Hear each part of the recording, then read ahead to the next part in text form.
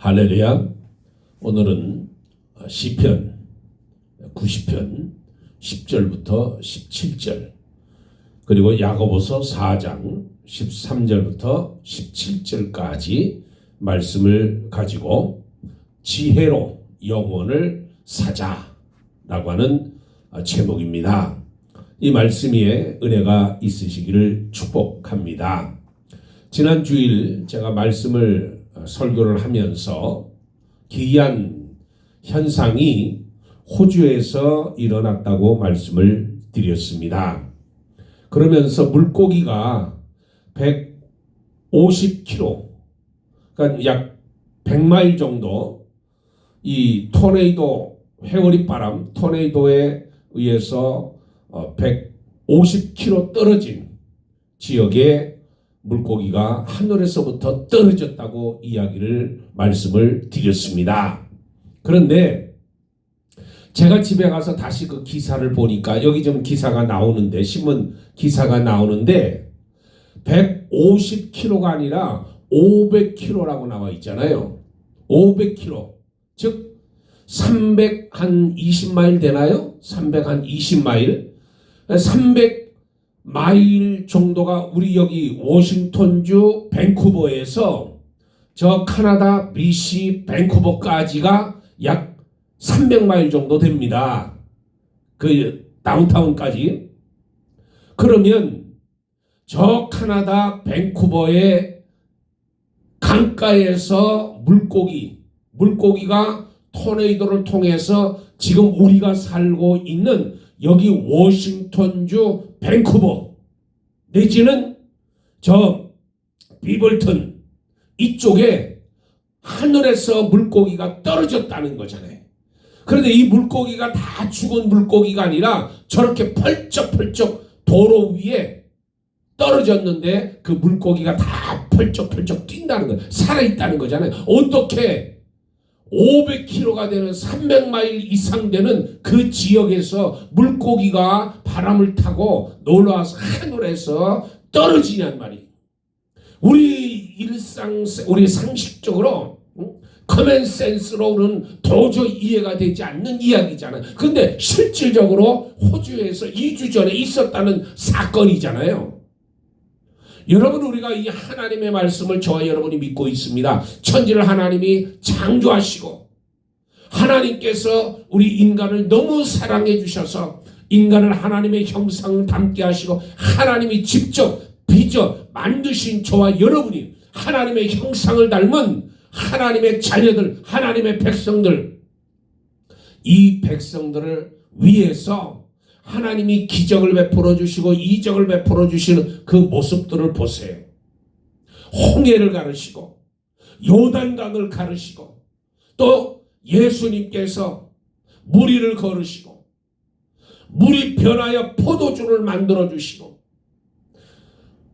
예수님께서 자연현상 풍랑을 꾸짖으시고 그런 모든 것들이 성경에 기록이 되어 있잖아요.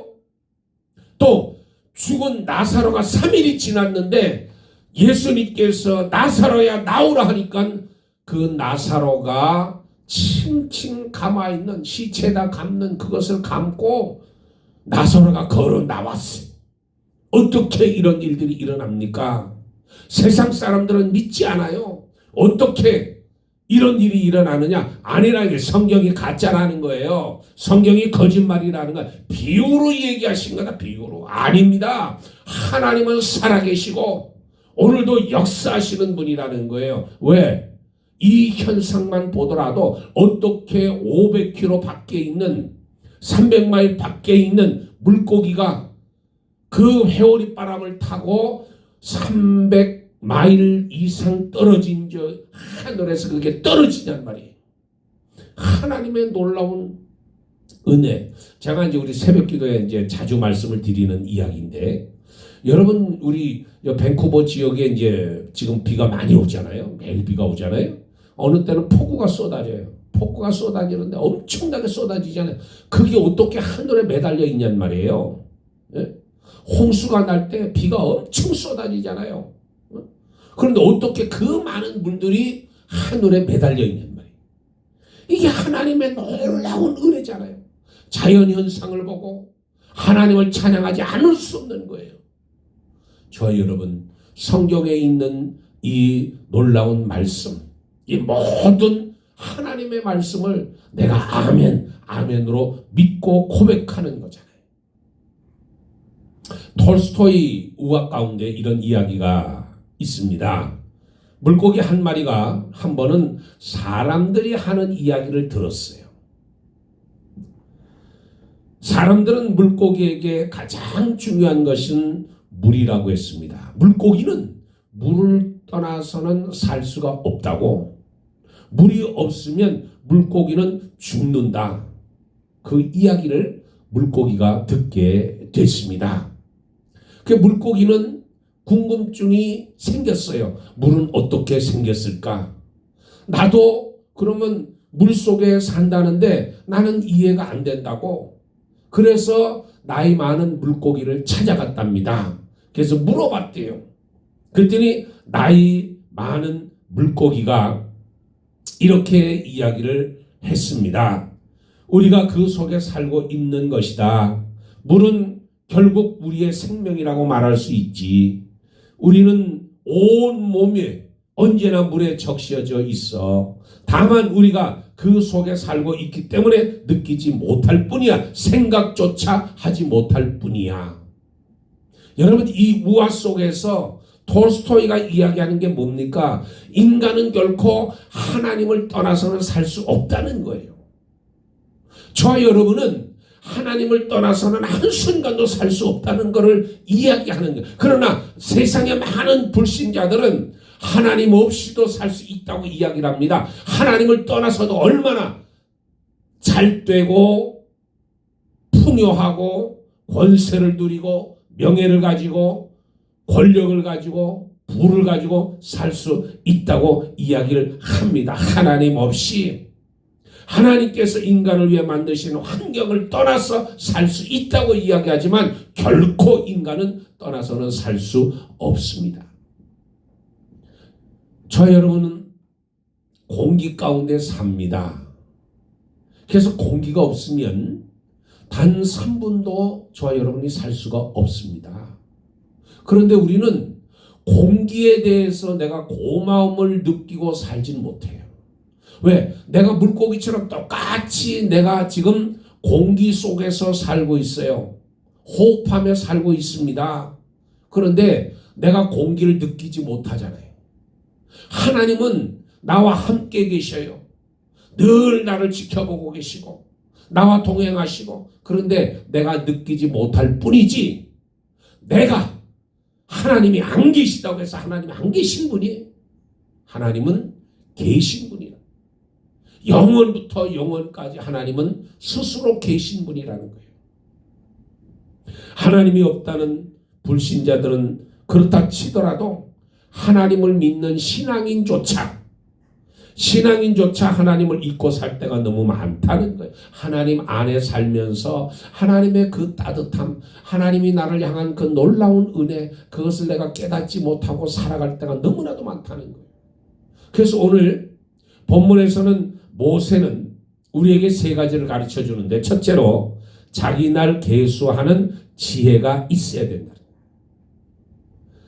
시편 90편 12절에 우리에게 우리 날 계수함을 가르치사 지혜의 마음을 얻게 하소서. 우리 날 계수함을 가르치사 지혜의 마음을 얻게 해달라고 지금 모세는 기도하잖아요. 복된 삶을 위해서 인생의 남은 날을 계산하는 지혜로운 마음이 있어야 된다는 거예요. 오늘 모세는 이야기합니다. 인생은 70에서 80이라는 거예요. 그런데 저와 여러분 70에서 80이에요. 길어야 100년입니다.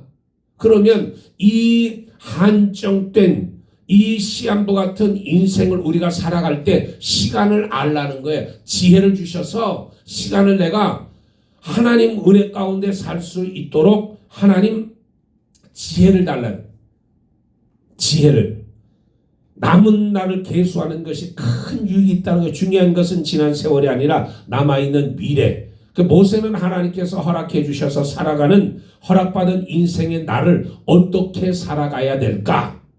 무엇을 위해 살아야 될까? 무엇을 하면서 내가 살아야 될까? 무엇을 목적을 두고 내가 살아가야 될까 하는 것을 오늘 우리에게 가르쳐 주는 거예요. 여러분, 지금 여기에 라고 하는 단어가 있습니다. 지금 여기에 here and now.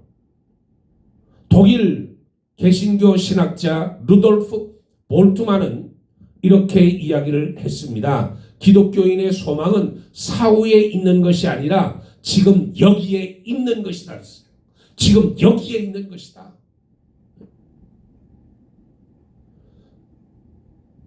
지금 하나님의 나라가 임한다는 신학적 사상을 성서적인 매개 기틀을 이루는 거잖아요. 그러니까 구약 성경에 보면 과거입니다. 신약 성경도 과거예요. 그런데 오늘을 사는 우리, 미래는 내일입니다.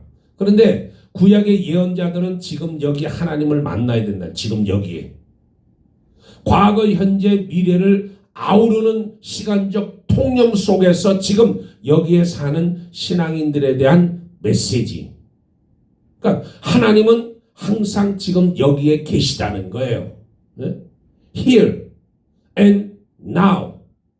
그러니까 과거의 예언자들을 통해서 하나님이 우리에게 주신 말씀이 미래에 성취되어지는 그 일들이 오늘 여기에서 내가 하나님을 만나고 하나님을 깨닫고 하나님과 교제하고 그 말씀이 내 속에서 이루어져야 된다는 거예요. 과거, 이 성경책 다 과거 이야기입니다. 그런데 이건 과거가 아니라 현재라는 거예요. 예언자들이 기록해 놓은 그 말씀이 오늘 이 시간 나에게 이루어지고 나에게 깨닫게 하시고 하나님이 나와 함께 하신다는 거예요. 미래에 행하실 하나님의 약속이 지금 여기에서 상기되고 그 연장선상에 있는 거예요. 그래서 성취되고 있다는 거예요. 저 여러분, 오늘 이 순간 내가 하나님을 만나고 하나님과 함께하는 삶을 살아야 됩니다. 근데 이것을 깨닫지 못하는, 그래서 야고보 4장 14절에 내일 일을 너희가 알지 못하는도다. 너희 생명이 무엇이뇨? 잠깐 보이다 없어지는 안개니라 그랬어요. 안개는 끼면 반드시 없어집니다. 시간이 지나면 한 두세 시간 지나면 안개가 걷히게 돼요. 그것처럼 잠깐 있다가 없어지는 안개라는 거예요. 한낱 안개라는, 인생을 잠깐 보이다 없어지는 안개에 비유한 겁니다. 그러니까 내가 하나님과 함께 지금 살아가는 거예요. 그래서 우리가 찬송 불렀잖아요.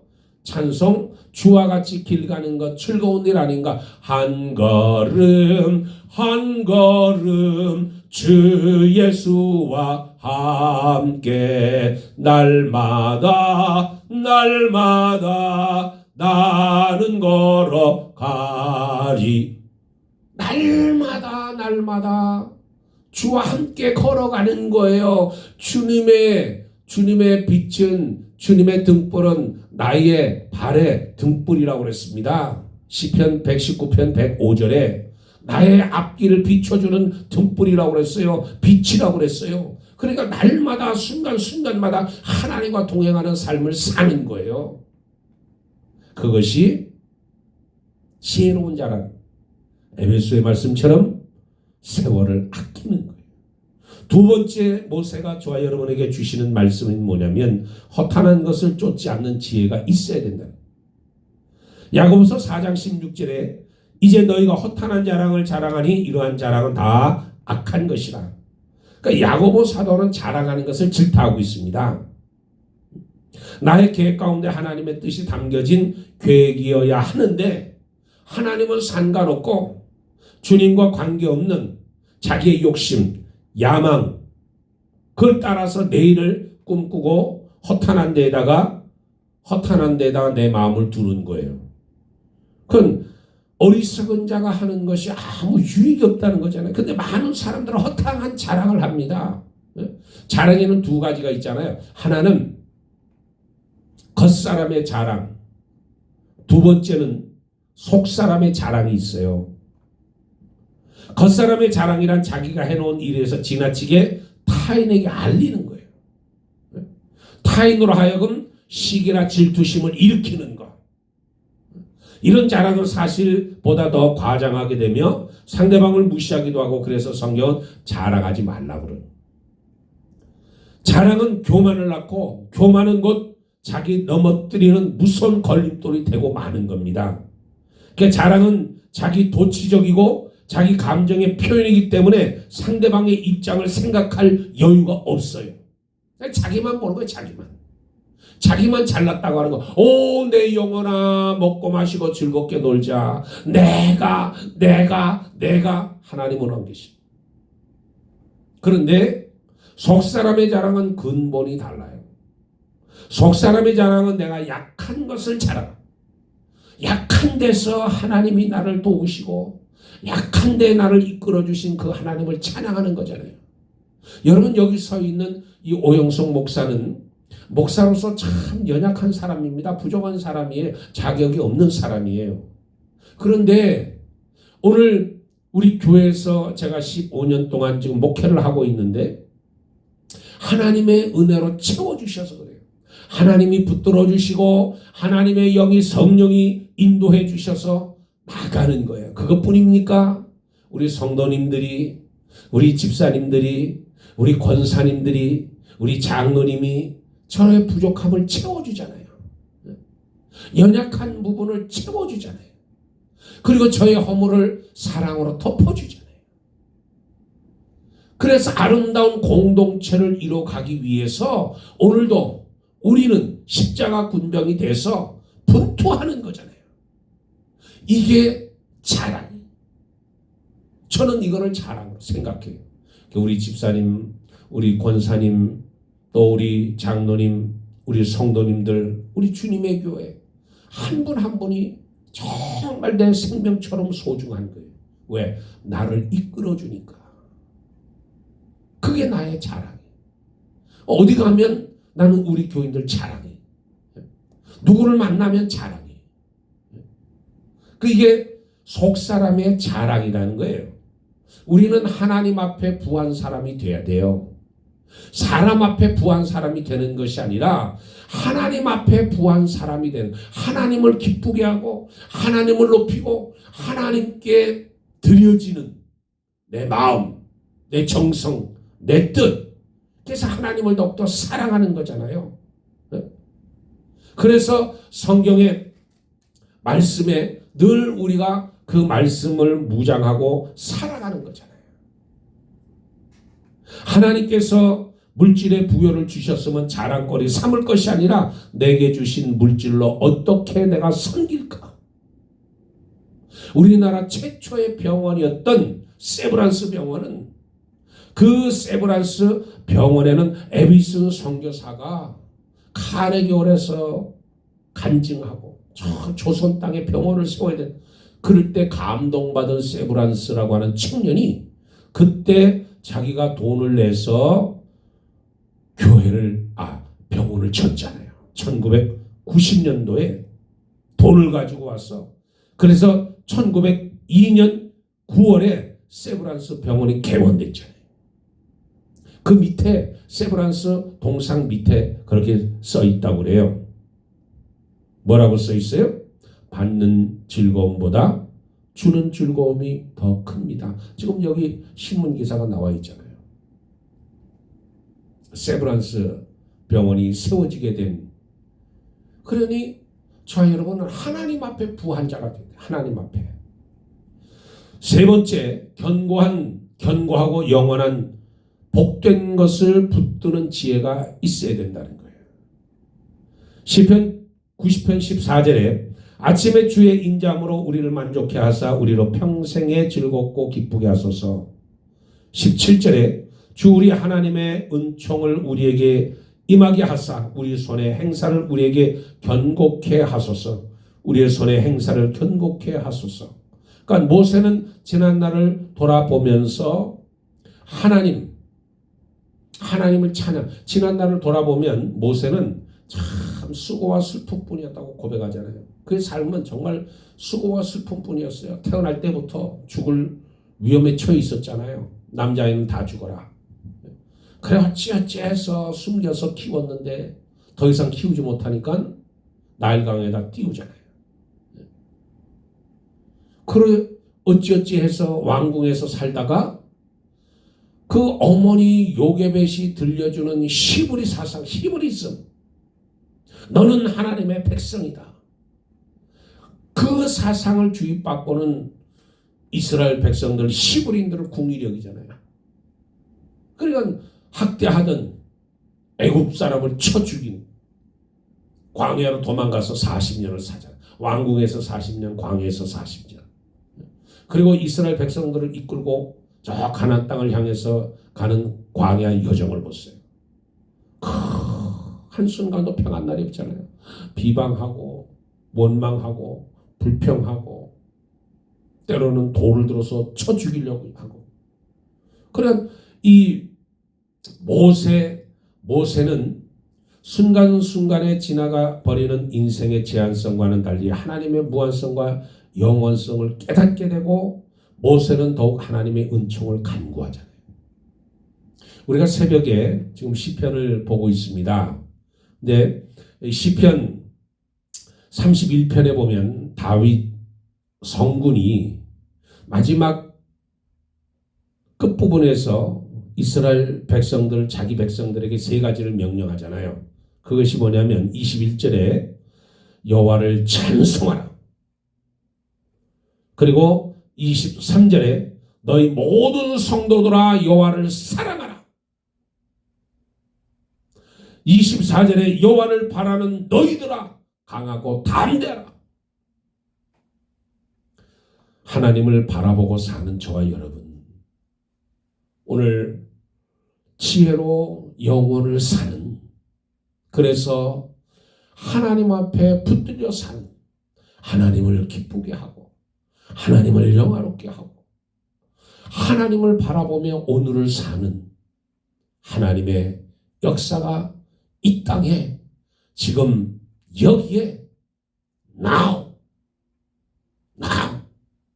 here 여기에 지금 하나님의 은혜를 체험하고 믿음으로 견고하게 서서 저 영원한 하나님의 나라를 사는 저와 여러분 되기를 주의 이름으로 축복합니다. 할렐루야. 기도하겠습니다. 좋으신 아버지 고맙고 감사합니다. 모세의 말씀을 통해 지혜롭게 하시고 오늘 영혼을 사모하는 저희들, 믿음으로 걸어가는 저희들, 그래서 오늘 반석에 세운 믿음을 가지고 흔들리지 아니하고 오직 표대를 향해 달려가는 저희 모두가 될 수 있도록 하나님 붙들어 주옵소서. 감사하며 우리 주 예수 그리스도 이름 받들어 기도드리옵나이다. 아멘. 한 주간 주의 이름으로 승리하시기를 축복합니다. 할렐루야.